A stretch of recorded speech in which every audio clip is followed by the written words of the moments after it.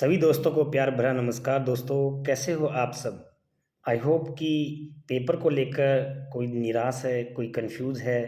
दोस्तों, आज का इस वीडियो में हम डिस्कस करने वाले हैं कि आपको निराश नहीं होना है। आगे की आपकी क्या रणनीति रहेगी, रीट के बाद आपको क्या करना है। ओके, कम मार्क्स हैं तो क्या करें। स्पेशली क्या है, जो हमारा जो 23 जुलाई को इवनिंग जो शिफ्ट हुई थी, उस इवनिंग शिफ्ट में स्पेशली जो जीके जो था वो थोड़ा सा टफ था। तो उस पेपर को लेके नॉर्मलाइजेशन होगा या नहीं, समझ पा रहे हो आप मेरी बात? उसके बाद में अगर अच्छे मार्क्स आ रहे हैं तो कैसे पढ़ें, आगे की रणनीति हमारी क्या होगी। वो सेकंड ग्रेड पढ़ें या रीट मेन की तैयारी करें या फर्स्ट ग्रेड की तैयारी करें, इन सभी क्वेश्चंस का आज हम डिस्कशन करने वाले हैं। तो देखिए दोस्तों, सबसे पहले तो मैं आपको ये बता दूं कि जिन दोस्तों के मार्क्स कम आ रहे हैं, जो डिप्रेशन में हैं, जो कन्फ्यूज हैं कि हमने तो 10-10 घंटे पढ़ाई की, हमने तो 15-15 घंटे पढ़ाई की, फिर भी हमारे कम मार्क्स आ रहे हैं। तो दोस्तों देखिए, आपको निराश नहीं होना है। आपके सामने देखिए सेकंड ग्रेड एग्ज़ाम है, तो सेकंड ग्रेड एग्ज़ाम जो है उसमें देखिए स्पेशली जो आपका सिलेबस है वो उससे रिलेटेड ही है। जैसे कि करंट अफेयर हैं, आपका करंट अफेयर भी आप क्या कर सकते हो, अभी बैठे बैठे तैयार कर सकते हो।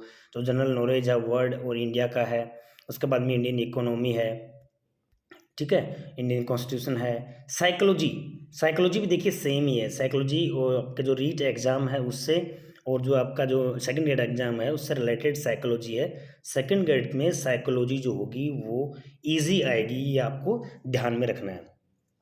अब देखना हमें तैयार कैसे करना है, आने वाले जो पेपर हैं उनका कैसे प्रिपेयर करना है। तो सबसे पहले मैं आपको बता दूं कि सेकंड ग्रेड पे आपको फोकस रखना है।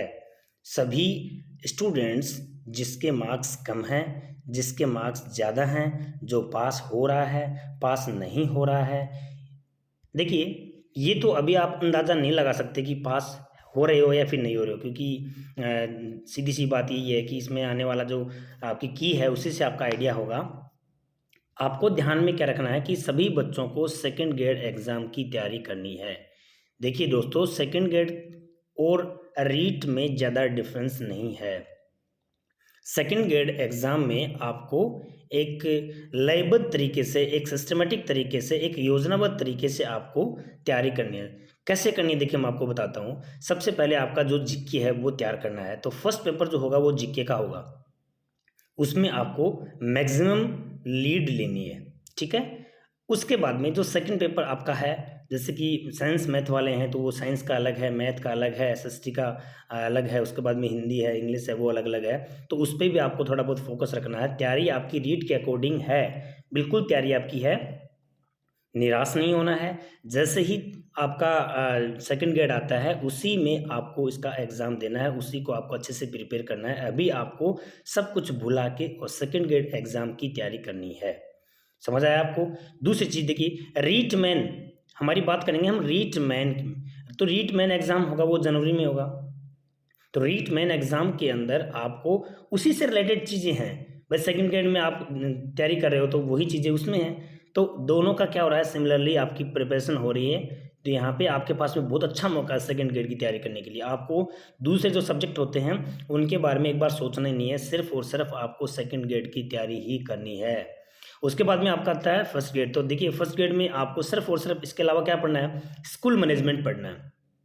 आपको सिर्फ क्या पढ़ना है, स्कूल मैनेजमेंट पढ़ना है। तो स्कूल मैनेजमेंट के लिए आप एक अलग से थोड़ा बहुत तैयार कर सकते हो। आप 1 घंटे की पढ़ाई जो है आपका स्कूल मैनेजमेंट में, जिस तरह से आपका अलग अलग टॉपिक्स जितने भी दे रखे हैं, या फिर आपके पास में जैसे भी कोई स्कूल में जो टीचर पढ़ाता है उससे आप कॉन्टेक्ट करो कि उसमें जैसे कि कैश बुक है, उसके बाद में जितने भी स्टॉक्स हैं, उसके बाद में जैसे कि आपकी जो एसडीएमसी है, एसएमसी है, ये सारी चीज़ें जो हैं वो आपको तैयार करनी है। क्लियर हो गया? अब देखिए बात हम करेंगे कि जिनके अच्छे मार्क्स नहीं आ रहे हैं, तो हम अच्छे मार्क्स नहीं आ रहे हैं तो दोस्तों देखिए, वो कहते हैं कि फॉर्चून फेवर्स द ब्रेव, हमेशा जो भाग्य होता है वो बहादुरों का साथ देता है। तो ये आपको क्या करना है, भाग्य जो होगा वो आप मेहनत करते रहो, निश्चित ही आपको सफलता मिलेगी, आज नहीं तो कल। क्योंकि टीचर्स आने वाले जितने भी एग्ज़ाम हैं टीचर्स के, मेरा कहने का मतलब, क्योंकि एजुकेशन एक ऐसा प्लेटफॉर्म है जहाँ पे भर्तियाँ कभी भी नहीं रुकेंगी, जहाँ पे जो रिक्रूटमेंट हैं, भर्तियाँ हैं, रोज़ स्कूल क्या हो रही हैं, ओपन हो रही हैं।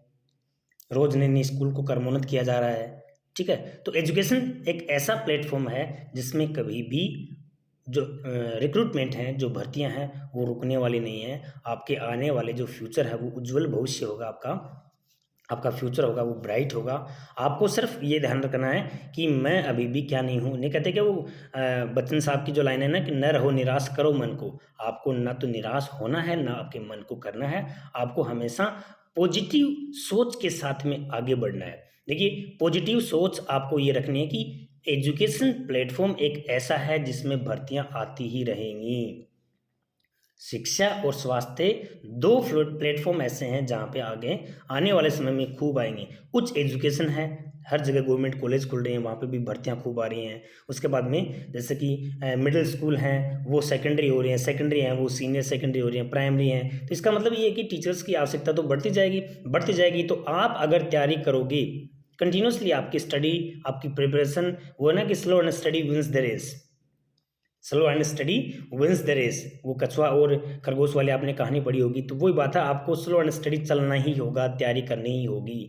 देखिए दोस्तों, मैं सिर्फ और सिर्फ ये जो आज का सेशन मैं इसलिए लेके आया हूँ कि आप, ईश्वर करे आपका जल्द से जल्द आपकी सोच पॉजिटिव हो और पॉजिटिव सोच को लेके आप आगे जो बढ़े, आपकी जो आने वाले जो एग्ज़ाम है, आने वाला जो भविष्य है, उसमें निश्चित ही आपको सफलता मिले। अब हम बात करेंगे नॉर्मलाइजेशन की। देखिए नॉर्मलाइजेशन जो होता है वो, वैसे तो क्या होता है कि जो मेन एग्ज़ाम होती है जिस पे सिलेक्शन होता है, जिसके ऊपर आपकी जो मेरिट बेस, आपकी जैसे कि सिलेक्शन जो होता है, नियुक्ति दी जाती है, उसका होता है। लेकिन फिर भी एक शिफ्ट का इसमें क्या है, 23 जो जुलाई थी उसका जो इवनिंग जो शिफ्ट था उसका पेपर जो है वो थोड़ा सा टफ था।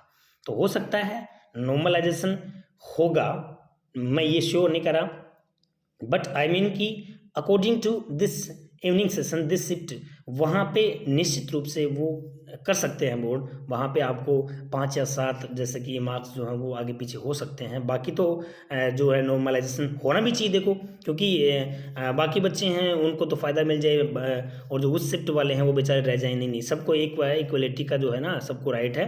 तो होगा और निश्चित रूप से होगा, क्योंकि बोर्ड ने भी काफ़ी प्रेशर है बोर्ड के ऊपर भी काफ़ी, जैसे कि न्यूज़ में भी आता है कि भाई उसमें होगा कि नहीं होगा, टफ था कि नहीं था।